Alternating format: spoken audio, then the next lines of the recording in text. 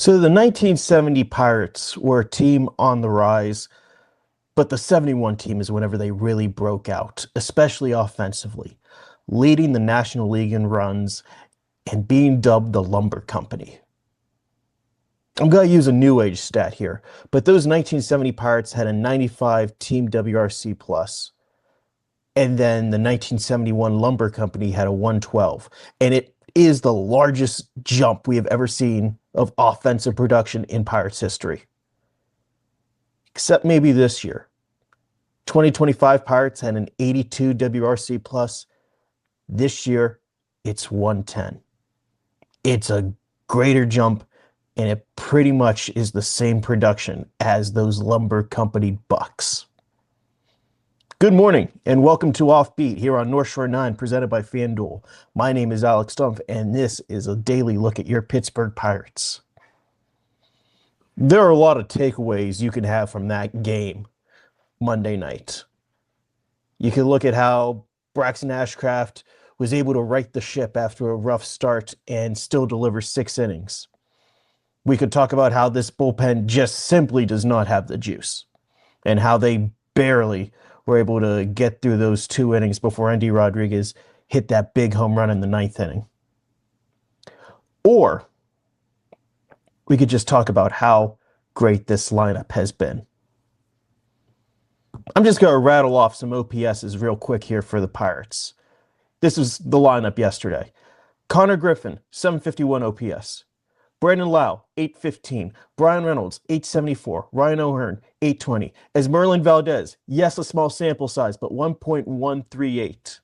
Endy Rodriguez, 886. Tyler Callahan, 852, who was pinch hit for by Nick Gonzalez, 721. And then you got Jared Triolo, 609, but he did hit a home run that really got things going. And Jake Mangum was 694. All those players, I count 8 players in the lineup with an OPS well over 700. The 2025 Pirates had 2 players with an OPS over 700. It was dire last year. They would have killed for like any level of production that they're getting for right now. Like, they would have killed to have 2026 Endy in that lineup last year. Or Tyler Callahan, or Esmerlyn Valdez, and especially Brandon Lowe and Ryan O'Hearn. We know how much they value them because it's what it took to bring them in. There are a lot of times over the last couple of years where I've seen the Pirates fall behind 4 or 5 runs early, and you just know that's the ball game. They don't have the type of offense that can string hits together, that can create a big rally and get back in the ball game. And then you have an inning like the 5th, where Jared Triolo goes deep, and it's his first of the year, and he's had a really rough offensive season. I still subscribe to the theory that they should just try to gaslight him, that every single day is August 29th. It's the end of the year. Go on your end of the year run every single day. Just convince him it's August 29th. Might be a little bit tougher to do whenever it's 40 degrees in April, but when there's a will, there's a way. But he runs into one, and all of a sudden it's a ball game again. And Jake Mangum hits that hustle double. And it just snowballs. You see O'Hearn, you see Valdez, you see this entire lineup contribute. Like, Lowe was the only one who didn't get a hit, and even he got an RBI. Everyone is contributing 1 through 9, and this is a lineup that I cannot stress enough was the worst in baseball last year. And not only were they the worst in baseball last year, they had been on a historically bad run. I like WRC plus and OPS plus as stats because they take your production and they weigh it against the rest of the league. Hitting 300 in the year of the pitcher in 1968 is a lot more valuable than hitting 300 in Coors Field in 1996. It's just a completely different ballgame. And what we had seen from this offense was historically bad. Like the 2020 Pirates' second worst WRC plus in franchise history. Okay, that was the shortened season. That played a large part of it. But then 2021, it was the 8th worst. 2022, it was the 11th worst. 2024, it was the 23rd worst. And then 2025, it was the 13th worst. 5 of the 23 worst within a 6-year span. This was an offense that was pretty bare bones. And we could look at what Ryan O'Hearn and Brandon Lau have meant to this group. And it's huge. And you can look at what Brian Reynolds and Oneil Cruz's bounce back have meant. But what really sticks with me is the impact rookies are making and continued development of guys like Endy Rodriguez. Rodriguez in particular. I chatted with him this last homestand because I noticed, and I wrote it for Book Roll Bucks, about how the leg kick was gone. He had a leg kick in 2025. He was trying to get back to basics, get back to what felt right after missing almost all of 2024. He had this big leg kick. Coaches go up to him in spring training, and they're like, what about a toe tap? Simplify. Simplify that front step. Simplify your hands. You talk to any hitter. Those are two of the most important parts of the hitting process. Getting the front foot down and making sure your hands are ready to go. They're in that load position. And he's doing both of those things really well right now. He's simplified. It's working. That's why you see him be able to time up these pitches and be able to get the contact point out in front and also just see the ball well the entire path through. I think that's a big reason why we're seeing him walk so much.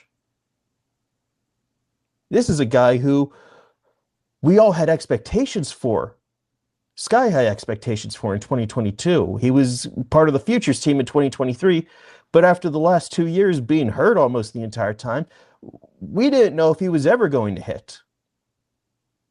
And it wasn't like he was hitting in 2025. Like, he had a really bad season. It was only 18 games. It was a really small sample size, but you could tell he just never had his timing down. This year, that just hasn't been an issue since he's been called up to the majors. He is crushing fastballs, and he is able to drive them, and he is doing what he did so well in high A and double A in 2022 in the major leagues in 2026. And then Valdez, Callahan, we talked yesterday about how there was no rookie production last year. They have it now. It's a deeper group, 1 through 9. And that was the hallmark of the lumber company. I am not going to dub this, this team with that type of title because I know what it means in the history of Pittsburgh baseball. But from a statistical standpoint, it's pretty comparable. We're going to take a break. We'll be right back. This episode is brought to you by IQ Bar, our exclusive snack hydration sponsor. IQ Bar protein bars, IQ Mix hydration mixes, and IQ Joe mushroom coffees are the delicious, low-sugar, brain and body fuel you need to win your day. The Ultimate Sampler Pack is a great way for you to try all IQ Bar products and flavors. You get 9 IQ bars, 8 IQ Mix sticks, and 4 IQ Joe sticks. All IQ Bar products are clean label certified and entirely free from gluten, dairy, soy, GMOs, and artificial ingredients. With over 20,000 5-star reviews and counting, more people than ever are fueling their lifestyles with IQ Bar's brain and body boosting bars, hydration mixes, and mushroom coffees. The Ultimate Sampler Pack includes all 3. My personal favorites so far have been the almond butter chip and the iced tea lemonade hydration mix. It's just really full of flavor. I love starting my day with it, and I couldn't imagine starting my day with anything else other than IQ Bar products. Right now, IQ Bar is offering our podcast listeners 20% off all IQ Bar products, including the Ultimate Sampler Pack, plus free shipping. To get your 20% off, text MLB to 64,000. That's MLB 64000. Message and data rates may apply. See terms for details. This team needs to keep hitting. Like, as great as this offense has been, and how coming into the year, the conversation was they just have to be average and the pitching is going to take it from there. That's not the case anymore. This is an offensive-driven team. And I get these stats might have been tweaked a little bit overnight, but according to Fangraphs live stats tool, the Pirates have a 110 WRC plus. That's second in baseball behind the Dodgers. The second best offense in baseball. And the only team that's higher can throw, $60 million and all those luxury tax fees at Kyle Tucker, who has been so much worse than any of the other Pirates starting outfielders in terms of offensive production.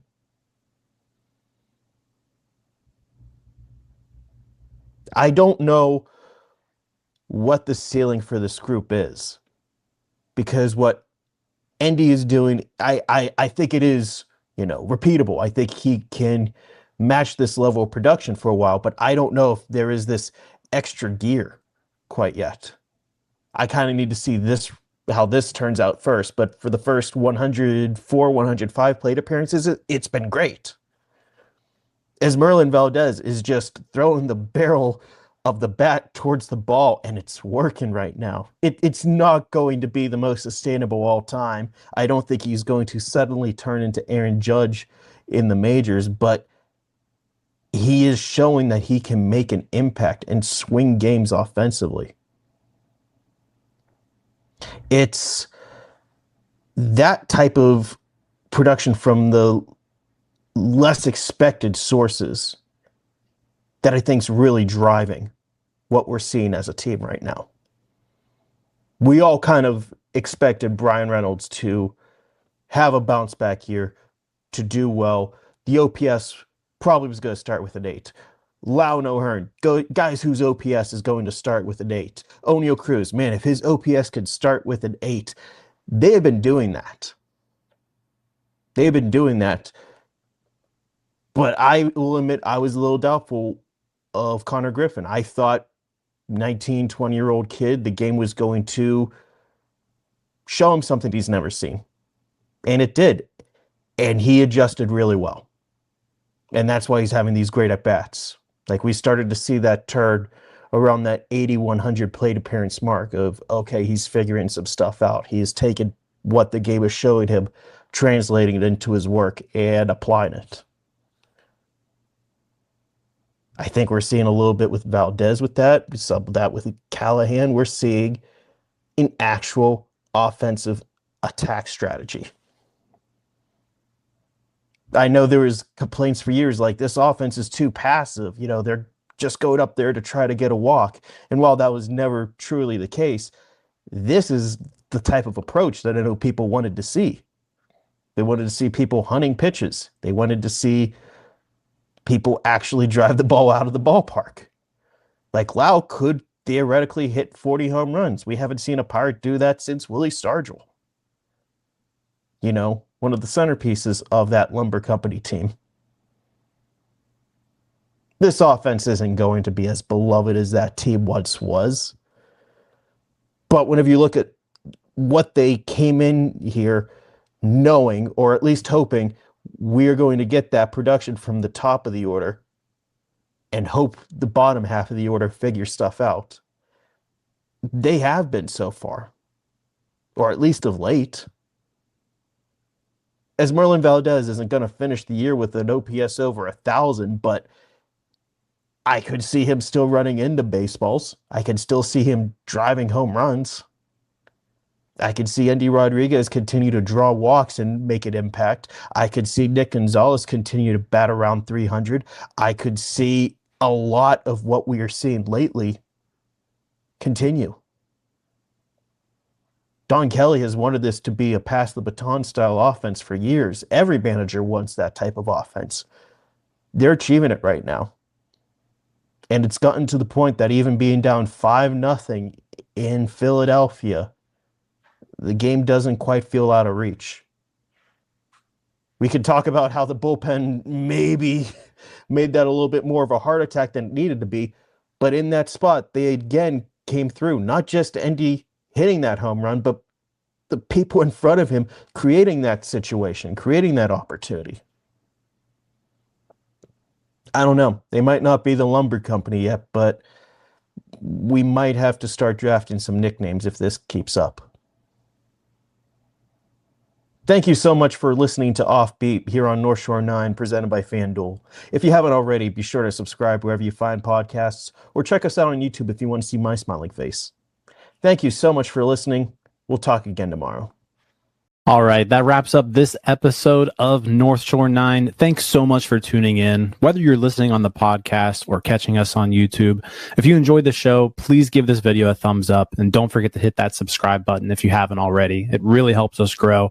And if you're listening on the podcast, a quick review goes a long way in helping others find the show. Plus, be sure to tell a friend about us. There's always room for more here in the NS9 community. And for those looking to support us a little more, consider joining our Patreon, become an MVP member, and get exclusive perks while helping us continue to bring you more of the Pirates content you love. Thanks again for all your support, and let's go Bucks.